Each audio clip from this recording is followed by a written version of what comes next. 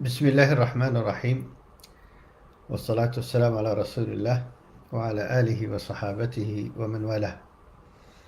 Yesterday we talked about the concept of the trials and where they come from. And it was a result of a statement I heard that the COVID-19 is not the doing of Allah subhanahu wa ta'ala. And I wanted to mention yesterday that everything that happens in the universe actually happens because Allah subhanahu wa ta'ala wanted it to happen. Otherwise, it would not have happened. So He wanted things to happen, so they happened. Today, since we have established that everything happens from Allah subhanahu wa ta'ala, and these trials and turbulence and challenges that are coming at us, since they are coming from Allah subhanahu wa ta'ala, then He is the only one that can lift it. He is the only one that can erase whatever is happening, that can take care of it, that can relieve us from all of that.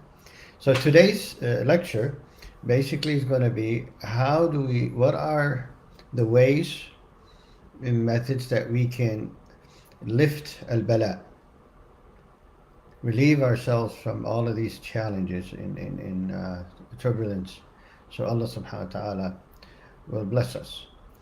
And these are just summary. They're not going to be complete, but we'll do what we can in what we have of time.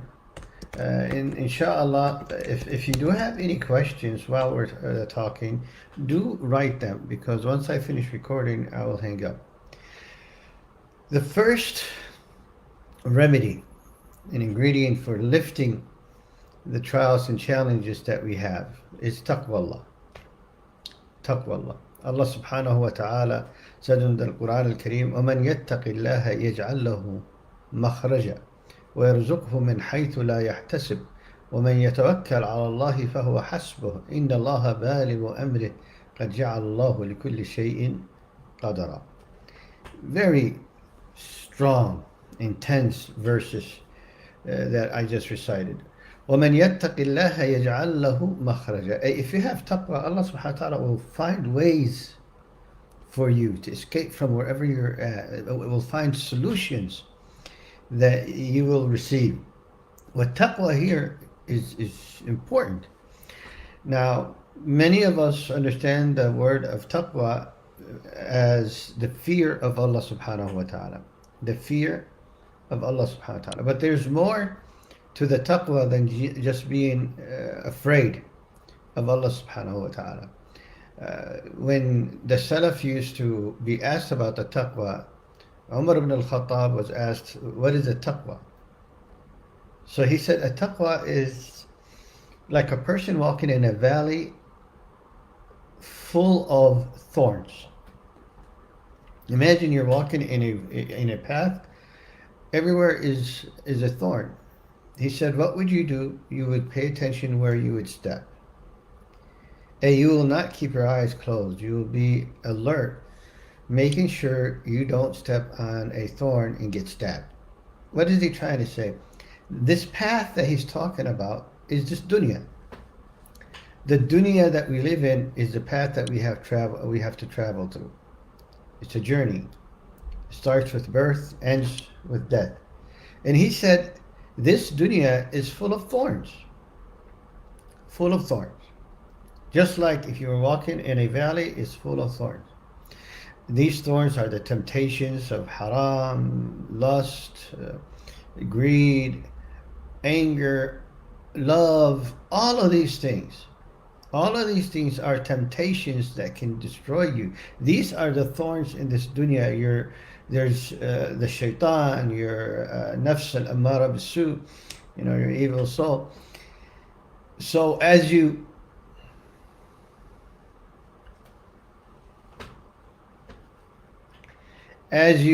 travel down this road, you have to pay attention. You have to pay attention to make sure that you do not fall off the cliff. Is there any sound? Can you guys hear? Can you guys hear me?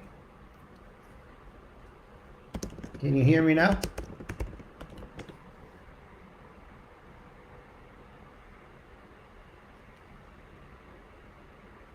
Assalamu alaikum.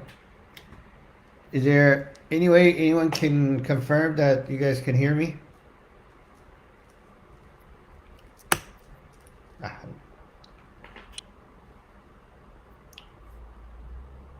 Okay. So this journey that we're traveling in this life is, like I said, is full of thorns, and those thorns are the haram, the issues that are considered haram. And for you to escape from this, you have to live your life like you're walking down that valley, alert, never letting down your guard.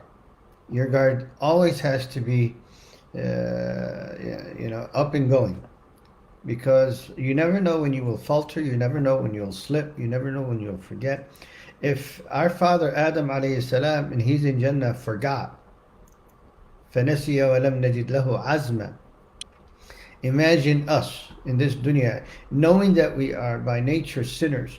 That means we have to completely be alert. When we do something wrong, we repent immediately. We do not wait until it's too late. Understand? And Ali radiallahu ta'ala anhu, when he was asked about at-taqwa, he said, at-taqwa al-khawfu min al-jalil. There's that fear, the fear from Allah subhanahu wa ta'ala. Al-khawfu min al-jalil. Wal-amal bit-tanzil. And implementing the Quran as a way of life for you. Al-amal bit-tanzil here means to implement the Quran al-Kareem as a way of life, as your constitution. See, many of us today, the Quran is a divine book that we read when we have time, that we read in our prayers. So they're words. For many of us, the Quran is just simple words. But the truth of the fact is, the Quran is not just words. The Quran is a constitution, is a law. لينذر من كان حيا ويحق القول على الكافر. ينذر من كان حيا. So it can give warning to those who are alive. That means you have to be alive. You have to be alert. You know, a lot of people, the Quran al-Kareem does not really reach them, even though they can hear it, but they don't reach them. أَفَلَا يَتَدَبَّرُونَ الْقُرْآنَ أَمْ عَلَى قُلُوبٍ أَقْفَالُهَا. A person that doesn't comprehend the Quran al-Kareem, understand it as a way of life, then they really don't have minds, and their hearts are sealed. أَمْ عَلَى قُلُوبٍ أَقْفَالُهَا. أقفالها. Allah Ta'ala did not speak his words in the Quran al-Kareem just for us to repeat it. Repeating words do not change. That's why some of the Salaf used to say, مِنَ النَّاسِ مَنْ يَقْرَأُ الْقُرْآنَ وَالْقُرْآنُ يَلْعَنُهُ. And there are people that read the Quran, at the same time the Quran is cursing them. Because he's reading, for example, in the Quran, أَلَا لَعْنَةُ اللَّهِ عَلَى الْكَاذِبِينَ, and then he's lying. He's being cursed at the same time he's reading. So, Ali radiallahu ta'ala anhu, he said, Al-khawfu min al-jalil wal-amal bit-tanzil. To where the Quran al-Kareem becomes your guide to whatever you want to do and however you want to live your life. Y'all understand that? وَالرِّضَى بِالْقَلِيلِ. وَالرِّضَى بِالْقَلِيلِ. You become content with whatever minimum blessings that Allah Ta'ala gives you. You're not greedy. You don't look beyond what Allah Ta'ala has given you, because the moment that you do, then the world itself will never be enough. People that are not content with what they have, their ambition will take them to levels that nothing can ever fulfill them. You know, Rasul Sallallahu Alaihi Wasallam warned us. He said, ابن آدم لو أعطي ابن آدم واد من ذهب لتمنى آخر. If the son of Adam was given a valley of gold, he would wish for another. A whole valley would be sufficient enough, would not be enough. So there's no limit of how far our greed can be. Yeah. Qarun had treasures, the keys themselves needed a group of people to carry. And it wasn't enough for him. It wasn't enough for him. There's people today that have more wealth than the population of Earth since the beginning. And they still don't see themselves having enough. Ibn Adam Tamma'. And when he has something, he wants extra. إن الإنسان لا يطغى أن رآه استغنى. Becomes aggressor and all of that. So Ali radiallahu ta'ala, he said, do you want to have taqwa? Then be content with what you have. Al-qana'atu kanzun la yafna. Al-Arab used to say, Al-qana'atu kanzun la tafna. A contentment is a treasure that can never be emptied. Can never be emptied. If you're happy, you're a king within your own kingdom. والاستعداد ليوم الرحيل. Then he said, والاستعداد ليوم الرحيل. The preparation for the day of departure. For the day of departure. And the day of departure, my brothers and sisters, is sooner than you think. It's sooner than you think. SubhanAllah, Rasul Sallallahu Alaihi Wasallam used to say to the Sahaba, كن في الدنيا كعابر سبيل. Just like someone that's traveling. Some said, like, if you are under a tree, you're going to be under that tree to get the shade, and then you're going to continue with your journey. You're not going to stay there under that tree. You're only there to get a shade and leave. And this dunya is that quick. This dunya is that quick. You know, Abdullah ibn Umar used to say, إذا أمسيت فلا تنتظر الصباح وإذا أصبحت فلا تنتظر المساء. He said, if you have entered tonight, the night, do not await the morning. And if you're in the morning, do not await the night. You never know. الموت يأتي فجأة. فجأة. Sudden. Nothing like how sudden death comes. Just with no signals whatsoever. فجأة. The whole dunya itself has a short time frame. اقتربت الساعة وانشق القمر. يسألونك عن الساعة أيان مرساها فيما أنت من ذكراها. So when this ayah was revealed, one of the Salaf says, من مات فقد قامت قيامته. They were asking about the day of judgment, and his reply is, when you die, that's your day of judgment. Why would you ask how long or when the day of judgment is going to happen, how many thousands of years right now? You're not going to live that long, actually. So your day of judgment starts the day that you die. And literally it does. Because the moment you die, you go in the grave and you have the angels asking you questions. And if you fail those questions, that grave that you're in becomes a ditch of hell. You are tortured until the day of judgment. You see your place in hellfire. You start asking Allah Ta'ala, oh Allah, bring the day of judgment. Aqim as-sa'a, aqim as-sa'a. You cannot tolerate staying in there. So, al-isti'dad liyawm al-rahil, are we prepared? Are we truly prepared? I mean, let's ask ourselves honestly. Do we actually think just praying 5 times a day in fasting the month of Ramadan is sufficient enough? When the Quran is supposed to be a constitution of life, a way of life? So, implementing these two elements of the Quran al-Kareem, is it sufficient enough to disregard the rest? You know, when Aisha was asked about the Rasul Sallallahu Alaihi Wasallam, she said he was a Quran. His character was the Quran. So have we embraced the character of the Quran al-Kareem to where we did our best, we exhorted ourselves to do as much as we can, and then the rest Allah Ta'ala forgives, and then we will be content that, Ya Allah, we've done everything that we can. But just to go to the minimal, and then Yawm al-Qiyamah, you're interested in getting to the highest position of Jannah, while the dunya you live and you give it all you got. Even though you know you're not going to get from it except what Allah Ta'ala has meant for you to take. You're not going to get any more of that. And even the things that you were given, you would be asked about it.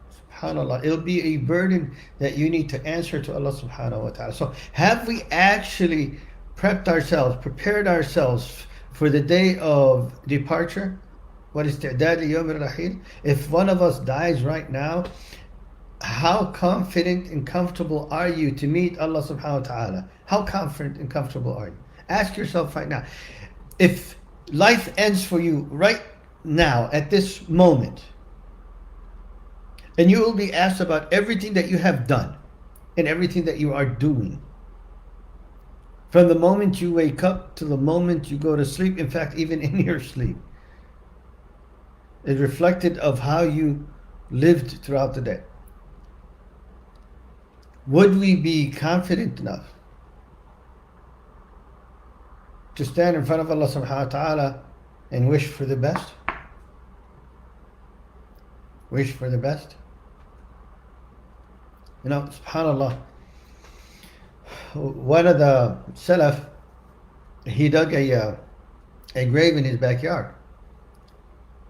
And every night, he would go back to his backyard, enter that grave and lay down, and then imagine himself in the grave, and he's being asked, and the grave is crunching him, you know, until his bones merge into each other, because there isn't a living soul that dies that the grave will not crunch them until their bones are merged into each other. That person will scream so loud, everything in the universe will hear him except the jinn wal ins. Every other living species will hear that scream. And he would be in that grave, laying in there, and then after a while he gets up and he says, "You have been given another chance, you're not dead yet." If you're listening to me right now and I talking to you right now, that means none of us are dead yet. But are we truly alive? Do we follow the Quran al-Kareem step by step? Is our example in the way we live the Rasul sallallahu alayhi wa sallam? No, there's nothing that the Rasul sallallahu alayhi wa sallam didn't address. Abu Hurairah, in Hadith Abu Hurairah, he said, لقد علمنا الرسول صلى الله عليه وسلم كل شيء حتى الخراءة. The Rasul sallallahu alayhi wa sallam taught us everything, even how to use the restroom. Do we remember when we go to the restroom to say أعوذ بالله من الخبث والخبائث? Do we remember when we walk out to say غفرانك? Do we remember when we wash ourselves to use the left hand and we eat to use the right hand? Do we remember when we go out of the house what to say, and when we return what to say? Do we remember when we go to sleep what to say? When we wake up and praising Him for returning our souls to our bodies, what to say? Everything in our deen covers every moment of our life. And that is your means to prepare yourself for Yawm al-Qiyamah. You want a taqwa, this is what you need to do. And if you have the taqwa, Allah Ta'ala will lift these calamities and crises off of us. وَمَنْ يَتَّقِ اللَّهِ يَجْعَلْ لَهُ مَخْرَجًا وَيَرْزُقْهُ مِنْ حَيْثُ لَا يَحْتَسِبُ. SubhanAllah. Going with the ayah, and if you have taqwa, those elements that I just said, then your rizq will come from, you know, places you didn't even anticipate. You didn't even anticipate. You won't even know, actually, wow, that I wasn't waiting for. But Allah Ta'ala will deliver your rizq right to you. Right to you. وَيَرْزُقْهُ مِنْ حَيْثُ لَا يَحْتَسِبُ وَمَنْ يَتَوَكَّلْ عَلَى اللَّهِ فَهُوَ حَسْبُهُ. If you have taqwa, Allah Ta'ala will be sufficient enough for you. Ya Allah, how amazing that is. He'll be sufficient enough for you. You will not need anyone or anything else throughout your life. If you have your Allah Ta'ala on your side, nothing can harm you without His will. Nothing can miss you. You know, SubhanAllah, Musa alayhi salam was alone, even though his followers were 650,000. And Fir'aun was right at them. But with full confidence, he said, كَلَّا إِنَّ مَعْيَ رَبِّي سَيَهْدِينَ فَهُوَ حَسْبُهُ. He'll be sufficient enough. He'll take care of your affairs. All of your affairs will be taken care of because you have taqwa. Hey Allah, I am relying on you. That means my affairs are in your hand, and He will take care of you. He will take care of you. Allah subhanahu wa ta'ala said to the Rasul sallallahu alaihi wasallam, the Rasul sallallahu alaihi wasallam at the beginning of his years, he used to have bodyguards. He said bodyguards because the Sahaba were worried about him, someone trying to assassinate him or whatever. And then Allah Ta'ala said in the Quran Al-Kareem, فَسَيَكْفِيكَهُمُ اللَّهُ فَسَيَكْفِيكَهُمُ اللَّهُ. Allah Ta'ala will be sufficient enough for you. He will seize them to come at you. He turned to the Sahaba and he said, go home. But Ya Rasulullah, we worry about you, go home. Allah Ta'ala is sufficient enough. فهو حسبه إن الله بالغ أمره قد جعل الله لكل شيء قدرا. إن الله بالغ أمره. Allah Ta'ala will reach His order. Al-ha here, either ضمير عائد إلى الله, this pronoun either comes back to Allah Ta'ala, meaning that Allah Ta'ala will reach His order. Nothing can stand between what Allah Subhanahu wa Ta'ala wants in orders. Or this ضمير, this pronoun goes back to the person that has taqwa. If you have taqwa, Allah Ta'ala will allow you to reach your destination, to reach your objective, to reach your goals. You want to reach your goals, then you have taqwa. You rely on Allah Ta'ala. You put your faith in Him. You put your trust in Him, and then you will reach your goals, your accomplishments, your success. Inna Allah balighu amrihi. Either Allah Ta'ala will reach His destination or you will reach it too. قَدْ جَعَلَ اللَّهُ لِكُلِّ شَيْءٍ قَدْرًا. Everything in this universe is calculated by Allah Subhanahu wa Ta'ala. It's calculated by Allah Subhanahu wa Ta'ala. That is the first ingredient to lifting the crisis and calamities and challenges that come at us. I was hoping to talk more, but unfortunately we are coming to our end of our session. What are the signs that show Allah Subhanahu wa Ta'ala loves you? See if you love Him. The question is, do you love Allah Subhanahu wa Ta'ala? If you love Allah Subhanahu wa Ta'ala, then He will love you. You won't worry about that. If you truly love Allah Subhanahu wa Ta'ala, you do not need to worry if He would love you back, because He will love you back. Allah Ta'ala guaranteed that if we go to Him, He'll come to us. أَتَيْتَنِي مَاشًا أَتَيْتُكَ هَرْوَلًا. If you mention me within yourself, I will mention you within myself. If you mention me in a company of yours, I will mention you in a company of mine. You read the Quran Al-Kareem, Allah Ta'ala again and again repeats that if you do this, I will do that. It's a give and take relationship. قُلْ إِن كُنْتُمْ تُحِبُّونَ اللَّهَ. He started with you. If you love Allah Subhanahu wa Ta'ala, قُلْ إِن كُنْتُمْ تُحِبُّونَ اللَّهَ فَاتَّبِعُونِي يُحْبِبْكُمُ اللَّهُ. Then follow me and Allah will love you. So Allah Ta'ala will love you back if you do love Him. So the question is not how do I know if Allah loves me? The question is, do I actually love Allah Subhanahu wa Ta'ala? Does He come first? Before my children, before my parents, before my work. When I hear Allahu Akbar, everything comes to a stop. Everything comes to a halt because He's calling me. That means no one else matters anymore. When my desires are tempting me and I know that it's haram, I hear the word of Allah Subhanahu wa Ta'ala, everything stops. My temptations die. Because they have no effect on my heart, because my heart is tied to Allah Subhanahu wa Ta'ala. It's connected to Him with full of my heart. Just like when you love your kids, there's no way you will do anything detrimental to hurt them, because you love them. You don't ask if they love you. Now, if you truly love Allah Subhanahu wa Ta'ala, give Him all of you, and I guarantee you He will love you back. When Allah Ta'ala mentioned what the believers feel towards Him, He said, وَالَّذِينَ آمَنُوا أَشَدُّ حُبًّا لِلَّهِ. And those who believe have more love for Allah Subhanahu wa Ta'ala. More love than anything else. So again, the question is not if Allah Ta'ala, how do I know if He loves me? The question is how much you do love Allah Subhanahu wa Ta'ala.